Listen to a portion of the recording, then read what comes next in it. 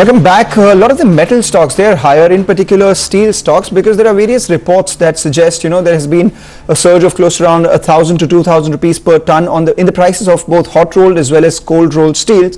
And the biggest reason for that is strong demand coming in from auto stocks, or rather auto companies, and at the same time some bit of increase in raw material prices as well. We have the MD of Kalyani Steels, R.K. Goyal, joining us, and soon we'll be joined by Amit Dikshit at Edelweiss as well. And let's take this discussion forward first with Mr. Goyal.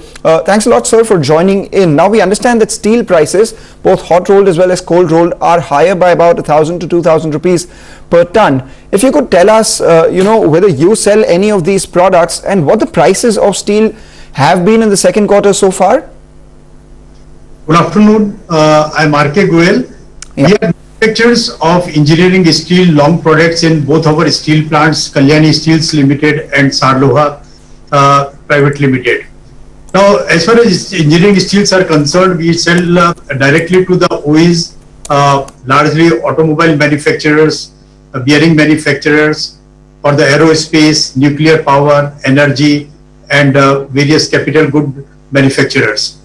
Now, we are still under discussions with all the OEs about the price increase and all, and maybe settled shortly. As of now, our prices are same as what it was in Q1.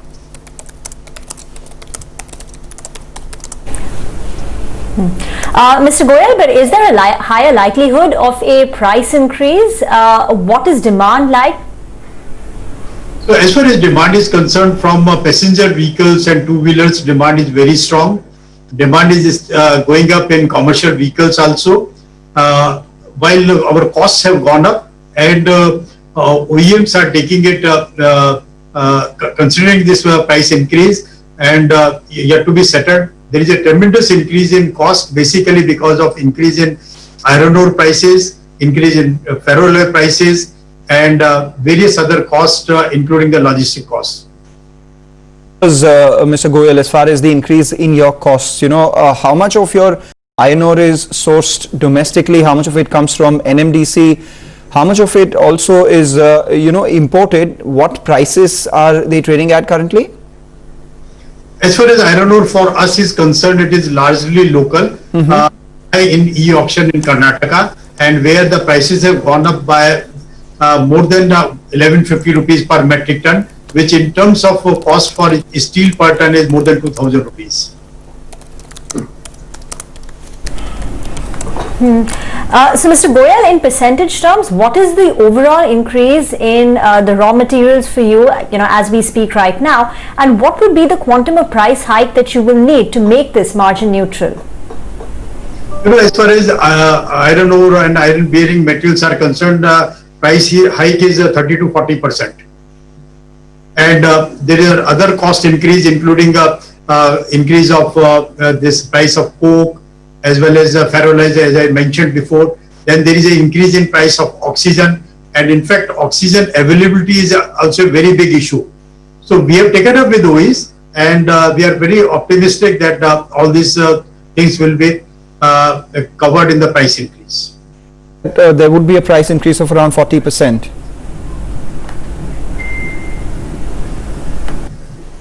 Mr. Goyal, you presume that the price increase with all these OEs, when you go ahead and do take it, will be in around the tune of 35 to 40% like you said? This is only the iron ore portion of it, and we have taken up with them. We are quite hopeful they will consider it and we will get it. Right. What sort of capacity are you currently functioning at? What's the utilization level? Is there any capacity expansion which is planned?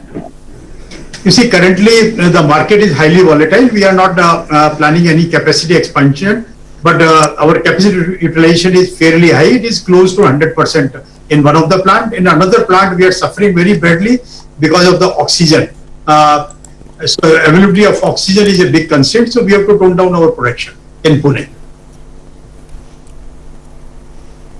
So, Mr. Goyal, in the September quarter, are we likely to see some margin pressure, considering that raw material prices have gone up, but you've not still been able to take a price increase, and you are operating at 100% capacity? So, what was the volume growth for you? What is it likely to be?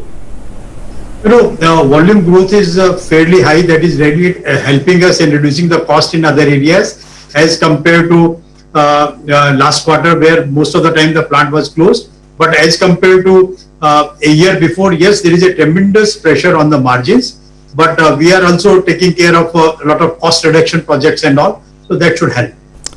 All right, hang in there, Mr. Goyal. We also have Amit Dixit joining in from Edelweiss. Amit, I was looking at your report and you're saying that prices in India are higher, contrary to what they've, moved in, or how they moved in China and other regions as well.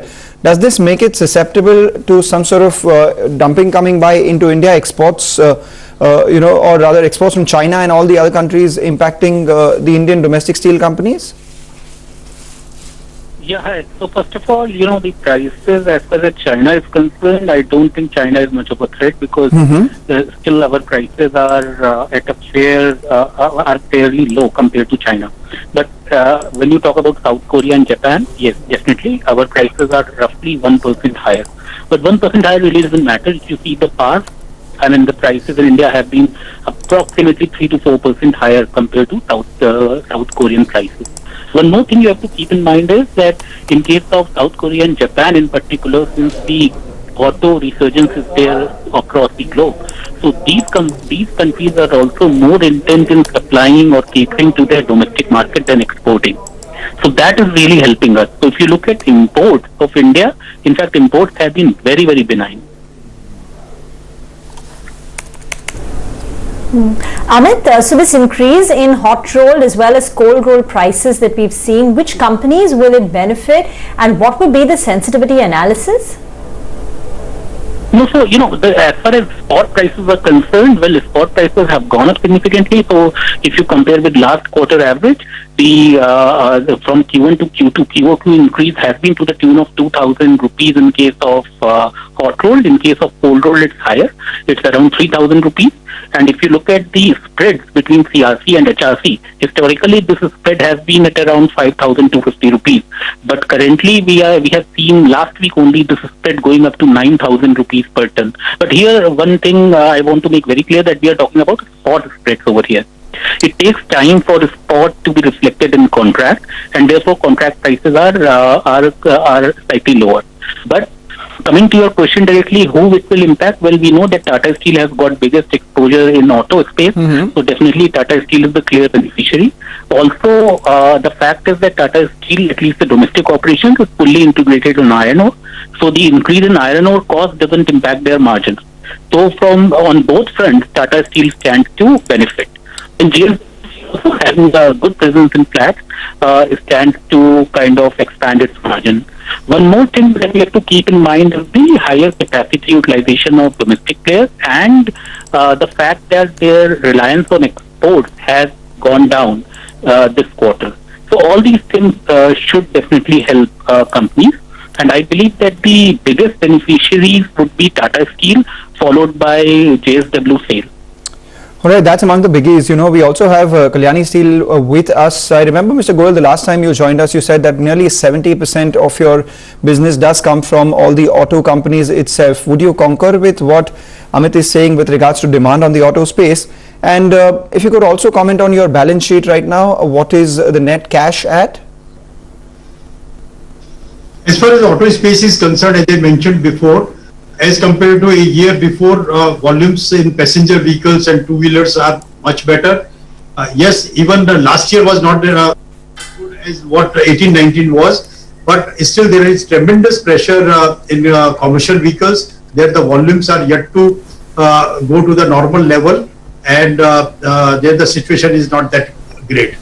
As far as our capacity utilizations are concerned, I have already shared it is 90 to 100%. No, I said cash on your books. Okay. As far as the cash part is concerned, we have a lot of free cash, which we are looking for investing in our expansion plans, or some takeovers of some of the existing companies. What's the amount you said, the cash, net cash on your books? We will share it as soon as our results for this quarter are over, declared. All right, fair point. Thanks a lot. I like to mention one more thing. Steel Minister Dharmendra Pradhan ji is taking a lot of initiatives to to really see that steel industry becomes, the country becomes Atmanirbhar on steel. Even last week, he has organized a meeting where he has invited all steel manufacturers as well as automobile manufacturers to try to see that the country becomes independent and largely use only domestically manufactured steels, and was requesting the same thing to the auto industry. So I am pretty hopeful there will be much larger cooperation and coordination between auto manufacturers and steel industry, so that they are not required to import anything. Mr. Goyal, thank you very much for joining in. I mean, just one last question. We are entering into the earnings, quarter. So for all the companies, the metal companies under your coverage, which one looks most attractive and why? No, so as I mentioned, we are, in case of, if you look at ferrous and non-ferrous or mining, I mean, volumes are definitely on uptick. Of course, non-ferrous companies were relatively unimpacted by volumes in Q1 also. But in case of ferrous, definitely we see a lot of, the scope for margin expansion. In particular, companies like, as I mentioned, Tata Steel and JSW that suffered quite a bit in Q1. We expect to see much better performance this time around. And the reason I clearly mentioned, one is that coking coal prices are lower. The second reason is capacity utilization is higher and the spot prices have gone up. Now, don't forget that in case of mining companies like Coal India and NDC, they have also shown a volume. Particularly Coal India, who has followed this volume trajectory, that was up almost 30% YOY in case of September numbers. So these companies also should show an uptick. But if you ask me to pick out two names that would do better compared to last quarter and that are likely to stand out, that would be Tata Steel and JSW. Amin, thank you very much for joining in. Moving on, it's been 5 months since Frankel Templeton AMC announced the shutting down of its 6 debt scheme.